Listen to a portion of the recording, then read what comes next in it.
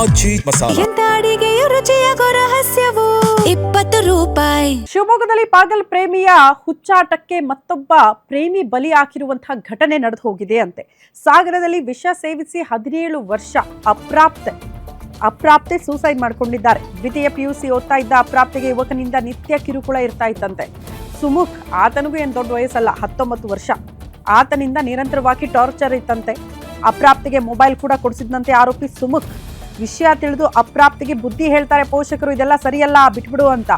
Mobile ಕಸಿದುಕೊಂಡು ಬಳಿಕ ಕಾಲೇಜಿಗೆ ಹೋಗಿ ಬರ್ತಾ ಇದ್ಲಂತೆ ಅಪ್ರಾಪ್ತೆ. ಕಾಲೇಜಿಗೆ ಹೋಗುವಾಗ ನಿತ್ಯ ಫಾಲೋ ಮಾಡ್ಕೊಂಡು ಬರ್ತಿದ್ದಂತೆ ಆರೋಪಿ ಸುಮುಖ್.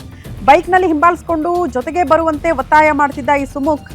ಹಂಗಾಗಿ ಕಿರುಕುಳ ತಾಳಲಾರದೆ ಮನೆಯಲ್ಲಿದ್ದ ಕೀಟನಾಶಕವನ್ನ ಸೇವನೆ ಮಾಡಿ ಅಪ್ರಾಪ್ತೆ ಸಾವಿಗೀಡಾಕಿದ್ದಾರೆ. ಆಗಸ್ಟ್ 18ರ ಸಂಜೆ ಮನೆಯಲ್ಲಿದ್ದ ಕಳೆನಾಶಕ ಸೇವನೆ ಮಾಡಿದ್ರಂತೆ ಅಪ್ರಾಪ್ತೆ. ಚಿಕಿತ್ಸೆ ಫಲಕಾರಿಯಾಗದೆ ಇವತ್ತು ಬೆಳಗ್ಗೆ ಆಸ್ಪತ್ರೆಯಲ್ಲಿ ಅಪ್ರಾಪ್ತೆ ಮೃತಪಟ್ಟಿದ್ದಾರೆ. ಸಾಗರ ಗ್ರಾಮಾಂತರ ಪೊಲೀಸ್ ಠಾಣೆಯಲ್ಲಿ ಪ್ರಕರಣ ದಾಖಲಾಗಿದ್ದು ಆರೋಪಿ ಸುಮುಖ್ನನ್ನ ವಶಕ್ಕೆ ಪಡೆದು ಪೊಲೀಸರು ವಿಚಾರಣೆಗೆ ಒಳಪಡಿಸಿದ್ದಾರೆ. ಮಗಳ ಸಾವಿಗೆ ಕಾರಣನಾದವನನ್ನ ಬಿಡಬಾರದು ಅಂತ ಕುಟುಂಬಸ್ಥರು ಒತ್ತಡ ಹಾಕಿದ್ದಾರೆ. ದೂರು ದಾಖಲು ಮಾಡಿದ್ದಾರೆ ಅನ್ನೋದ್ರ ಡೀಟೇಲ್ಸ್ ಸದ್ಯ ಸಿಗ್ತಾ ಇದೆ.